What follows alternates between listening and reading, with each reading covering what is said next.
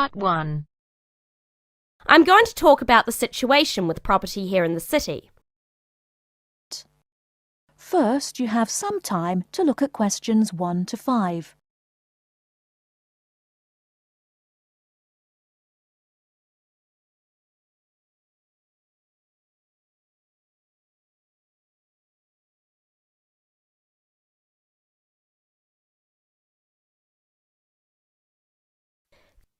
Thank you very much for inviting me here today.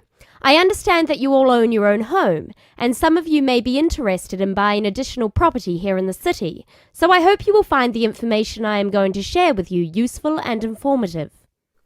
I'm going to talk about the situation with property here in the city.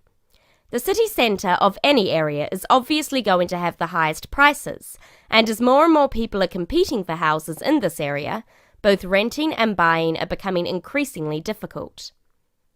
It is most people's dream to one day own their own house. House ownership gives us a feeling of having achieved something, and we can see clearly what we have worked so hard for all our lives.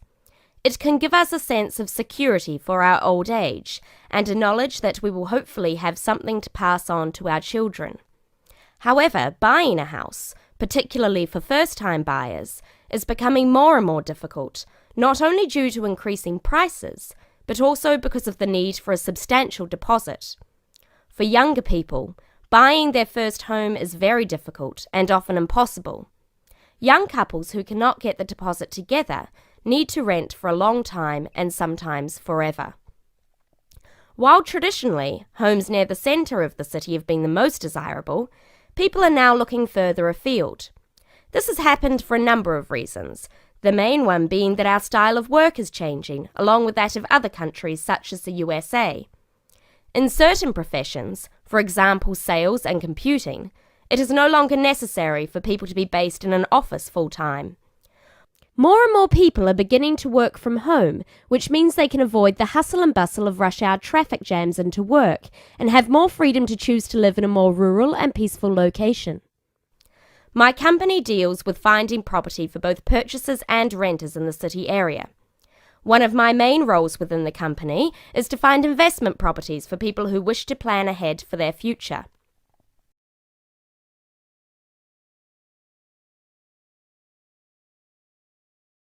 Before you hear the rest of the conversation, you have some time to look at questions 6 to 10.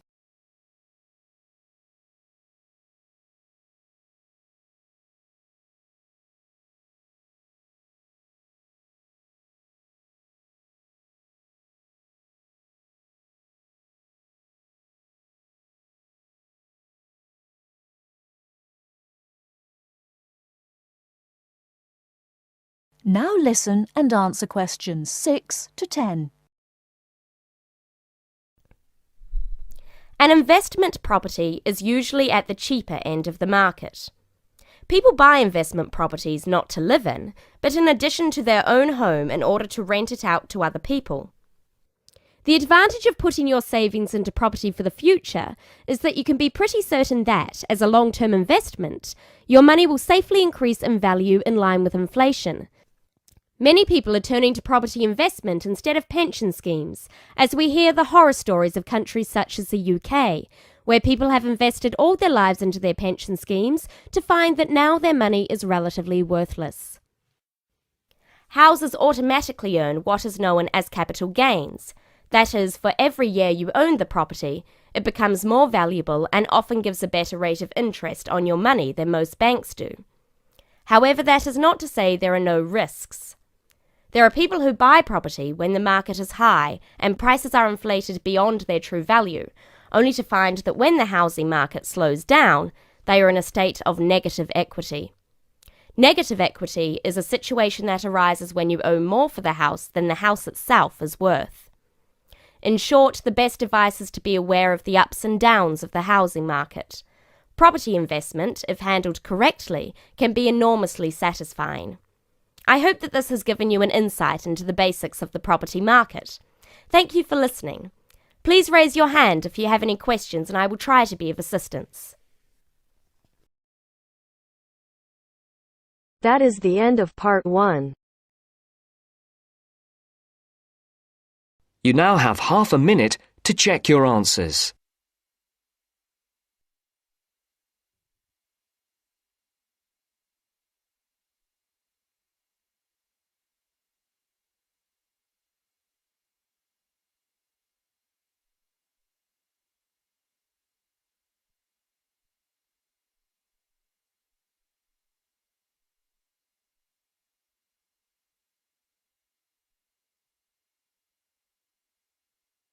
Now turns to Part 2. Part 2. You will hear a new student, Stefan, talking to an assistant, Anna, at the student union about his membership. First, you have some time to look at questions 11 to 16.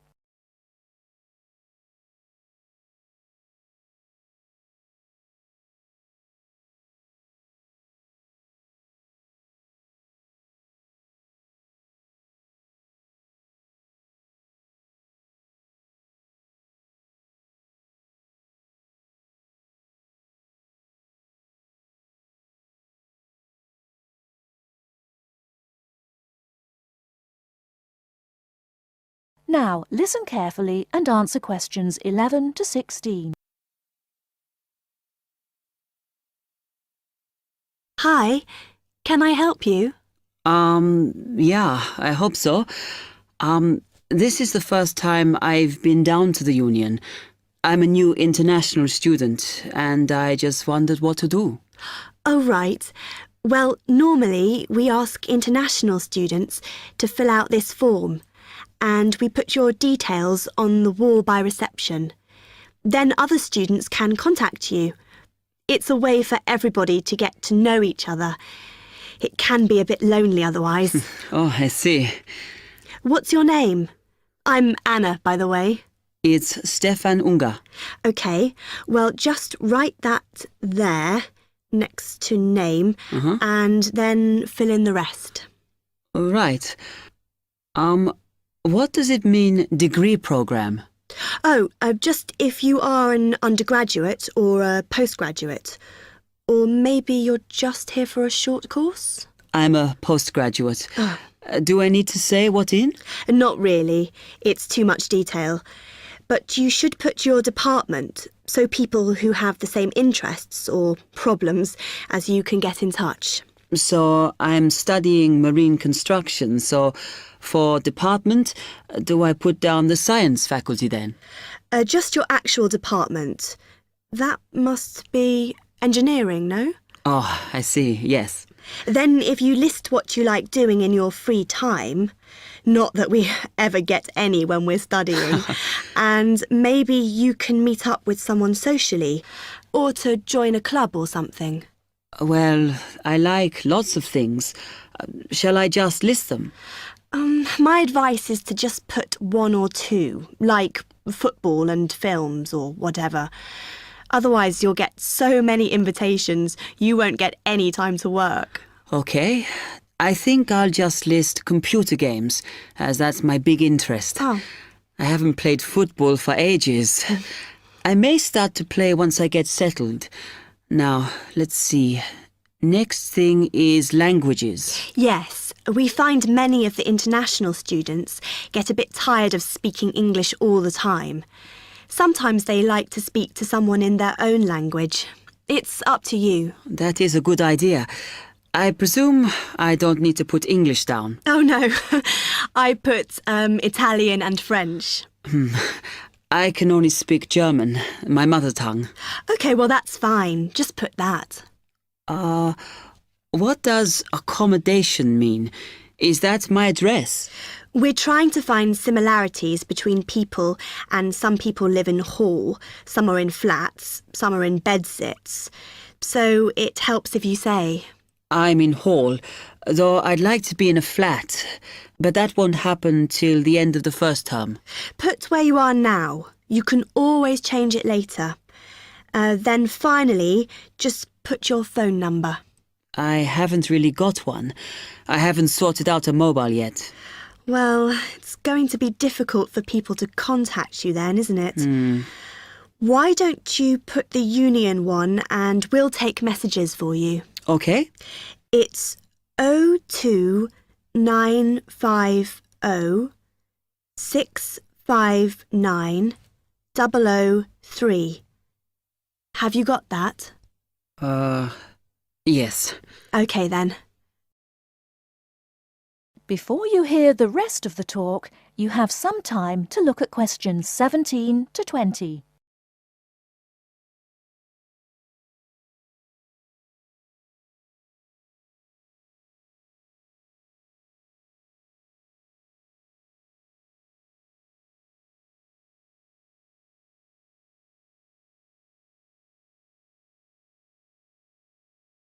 Now listen and answer questions 17 to 20.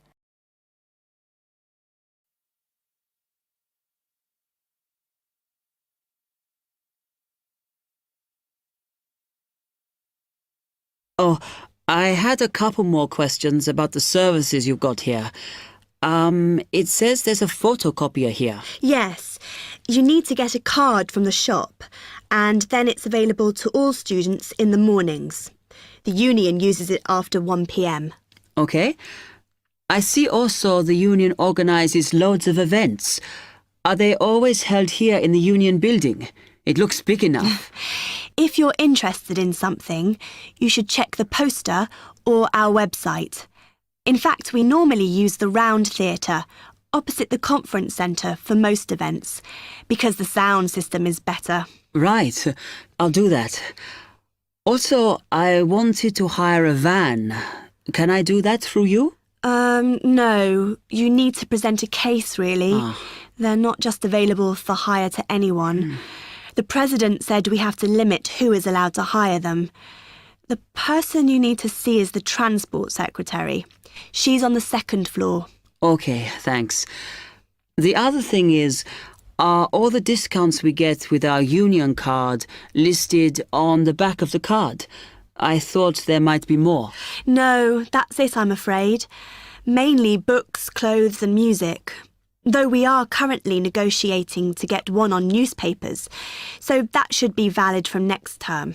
Okay, thanks a lot for your help. That is the end of part 2. You now have half a minute to check your answers.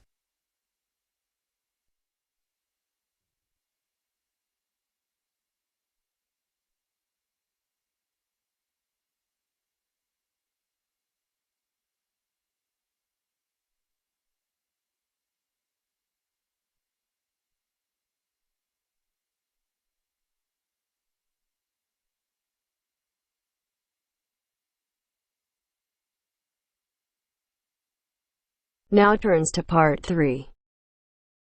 Part 3. You are going to hear a lecture on fishing. You have some time to look at questions 21 to 26.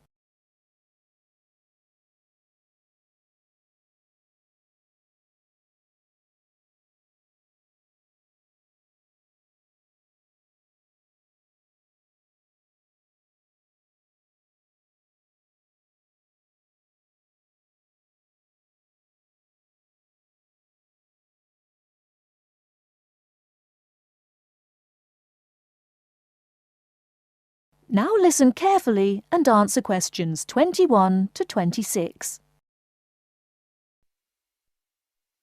Good morning again, ladies and gentlemen.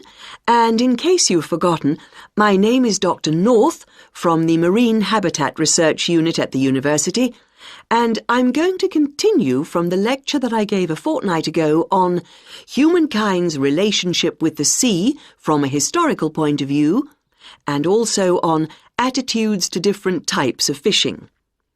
In today's talk, I would like to focus on the current problems in the fishing industry in Europe, and in particular, the present scarcity of marine fish.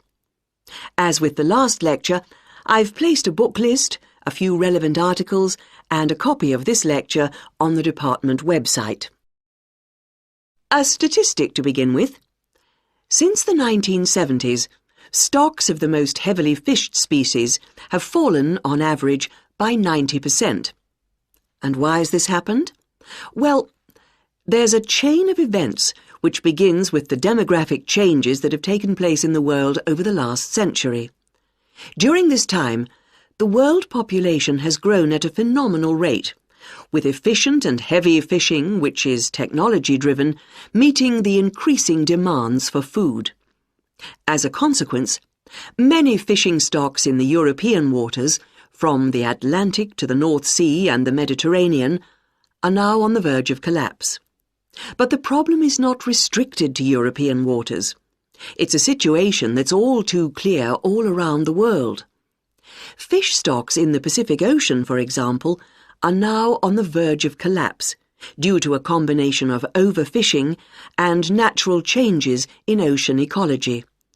And there's another reason behind the increased demand for fish, and that is the changes in the eating patterns of different countries. Certain countries have a long tradition of fishing, for example, the southern European countries, but eating patterns have changed in countries like the United Kingdom, where fish was once considered as food for the poor rather than the rich. People have been turning to fish as a cheap and healthy alternative to meat, driving up demand and depleting stocks. Food scares like BSE and foot and mouth disease have also driven people away from eating meat, which again is invariably replaced by fish. Before you hear the rest of the talk, you have some time to look at questions 27 to 30.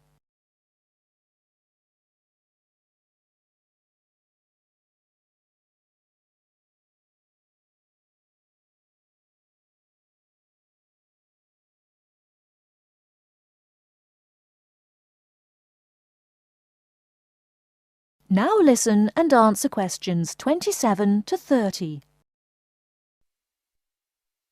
Another important reason is that a sizable proportion of the catch from modern trawlers or fishing boats is thrown away. Nets quite often land fish that are not wanted and which are thrown back into the sea dead.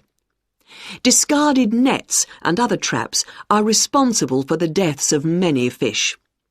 Our seas, like the rest of our environment, are littered with rubbish, which also destroys lots of fish. And fish are also being changed by the chemicals dumped into the oceans, as well as by overfishing, so the size of certain species is decreasing. More then have to be fished to produce a decent catch. And the solution? Well, there has to be more than one answer to the problem. Fish farms provide a partial solution, but the quality of the fish is usually inferior to those in the wild. Reducing the amount of fish that any one trawler or fishing boat is allowed to land is the most effective, but also the most unpopular measure. Countries in Europe like Spain rely heavily on fishing and are naturally against any step which restricts their catch. But if the depletion of fishing stocks continues, there will be no fish left to fish. Take the disappearance of cod from the Great Banks off Newfoundland, which was once the richest cod fishing area in the Atlantic. After a dramatic fall in the cod population for some unknown reason, a ban was imposed, which, it was hoped, would lead to a repopulation of the cod stocks.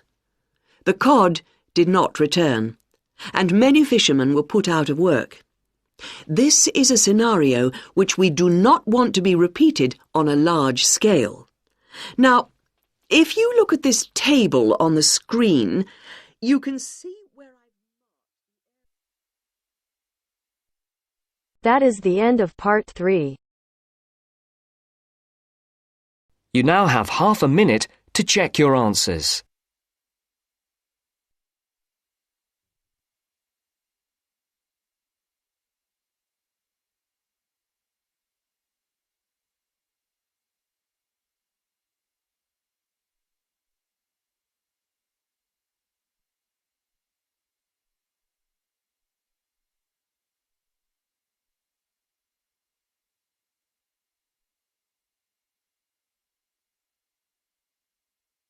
Now turns to part 4.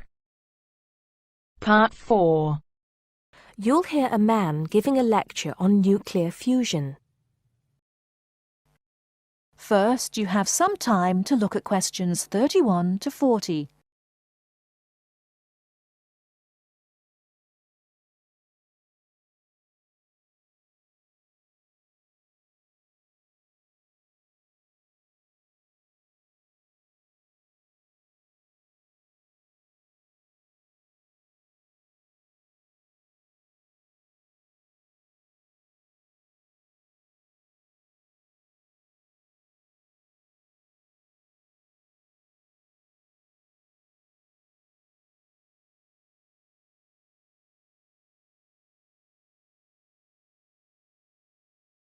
Now listen carefully and answer questions 31 to 40.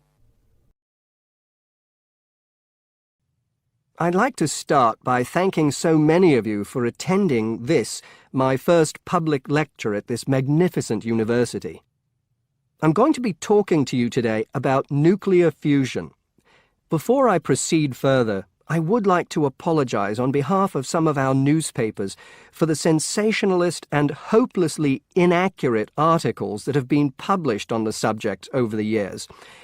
I must confess that my own interest in the subject was actually stimulated by an article published more than 50 years ago in a popular Sunday tabloid with the impressive title, Power from the Sea. Today, most people would probably interpret such a title as an introduction to a discussion on the latest developments in renewable energy sources, such as wave technology or generating electricity from tidal flows. But back then, little, if any, progress had been made in these fields since the invention of the water wheel. As I recall, following coverage of the opening of the world's first commercial nuclear power station, more than 50 years ago now, at Calder Hall in 1956, the article promised that we would have limitless, almost free electricity within 10 years. It claimed that we could do this using an isotope of water, deuterium, from the sea. This would be used in reactors to combine simple molecules of hydrogen to form helium, releasing energy in the process. Of course, this is different from the process of nuclear fission, which today's nuclear reactors use. I wouldn't like to say that the article I read as a boy was totally inaccurate. It's true that the concept of producing energy from nuclear fusion, essentially reproducing the reactions by which our sun and other stars produce energy, depends on fusing atoms of hydrogen, but the timescale suggested was hopelessly wrong.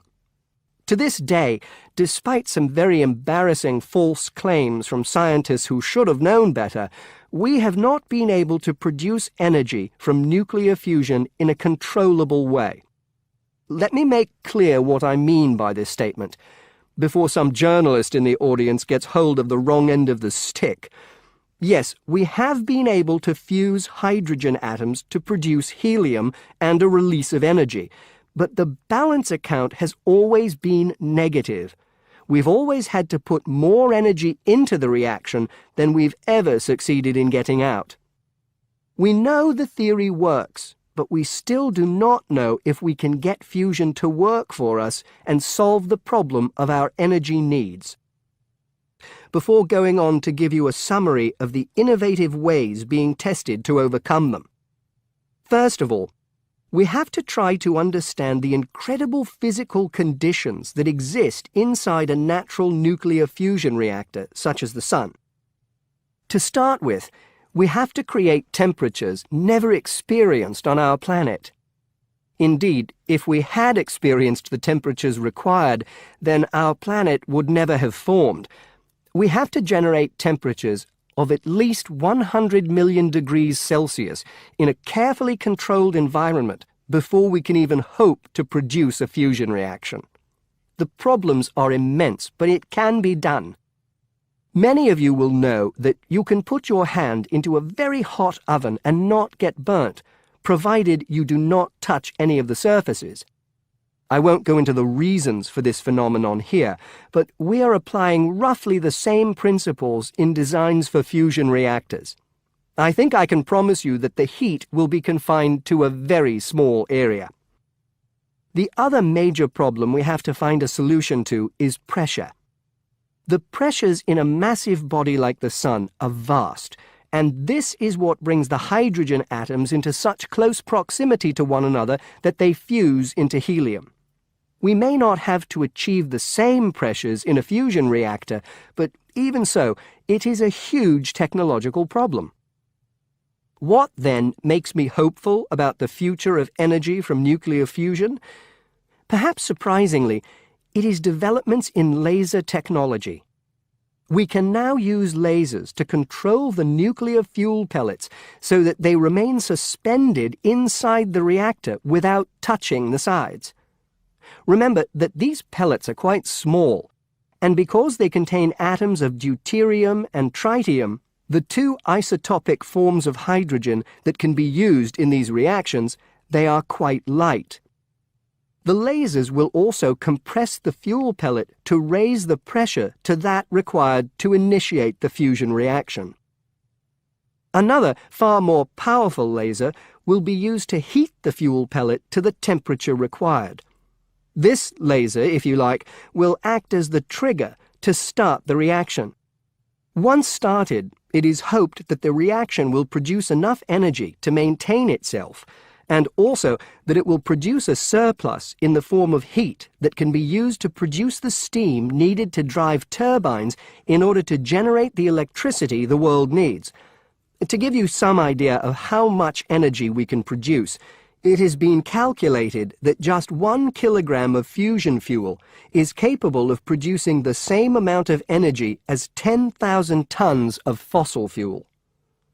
I think you would agree that such an objective is worth working towards. I believe, and I am not alone in this, that nuclear fusion could supply the world's energy needs for centuries to come. That is the end of part 4. You now have half a minute to check your answers.